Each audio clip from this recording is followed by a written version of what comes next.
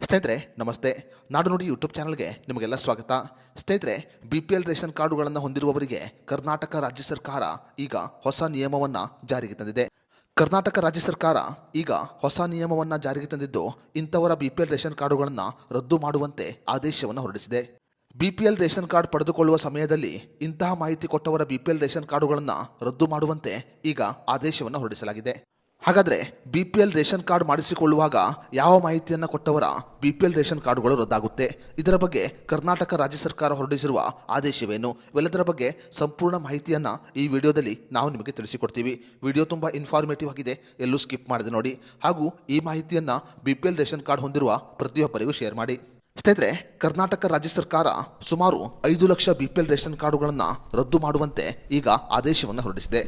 ಕಳೆದ 2 ವಾರದಲ್ಲಿ ಸುಮಾರು 2 ಲಕ್ಷ BPL ರೇಷನ್ ಕಾರ್ಡುಗಳನ್ನು ರದ್ದು ಮಾಡಲಾಗಿದೆ. BPL ರೇಷನ್ ಕಾರ್ಡ್ ಹೊಂದಿರುವವರ ಕುಟುಂಬದಲ್ಲಿ ಯಾರಾದರೂ ಈ ವರ್ಷ IT ಫೈಲ್ ಅಂದರೆ ಆದಾಯ ತೆರಿಗೆಯನ್ನು ಪಾವತಿ ಮಾಡಿದರೆ ಅವರ BPL ರೇಷನ್ ಕಾರ್ಡುಗಳು ರದ್ದಾಗುತ್ತೆ. ಅದೇ ರೀತಿಯಲ್ಲಿ ಪ್ರತಿ ತಿಂಗಳು GST ಪಾವತಿ ಮಾಡುವವರಿದ್ದರೆ ಅವರ BPL ರೇಷನ್ ಕಾರ್ಡುಗಳು ಕೂಡ ರದ್ದಾಗುತ್ತೆ.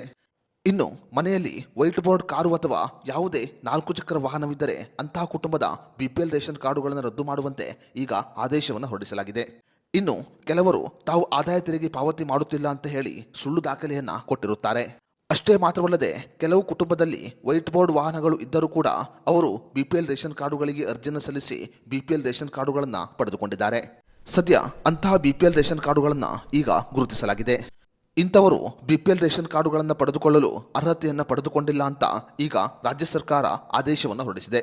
ಯಾರು ಸುಳ್ಳು ಮಾಹಿತಿಯನ್ನು ಕೊಟ್ಟು BPL ರೇಷನ್ ಕಾರ್ಡುಗಳನ್ನು ಪಡೆದುಕೊಂಡಿದ್ದಾರೋ ಅವರಿಗೆ ದಂಡವನ್ನು ವಿಧಿಸಲು ಈಗ ಆದೇಶವನ್ನು ಹೊರಡಿಸಲಾಗಿದೆ.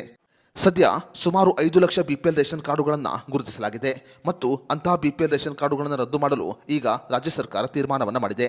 ಸ್ನೇಹಿತರೆ, ಕರ್ನಾಟಕ ರಾಜ್ಯ ಸರ್ಕಾರ BPL ರೇಷನ್ ಕಾರ್ಡುಗಳನ್ನು ರದ್ದು ಮಾಡುತ್ತಿರುವ ಬಗ್ಗೆ ನಿಮ್ಮ ಅನಿಸಿಕೆ ಅಭಿಪ್ರಾಯವನ್ನು ನಮಗೆ ಕಮೆಂಟ್ ಬಾಕ್ಸ್ನಲ್ಲಿ ತಿಳಿಸಿ.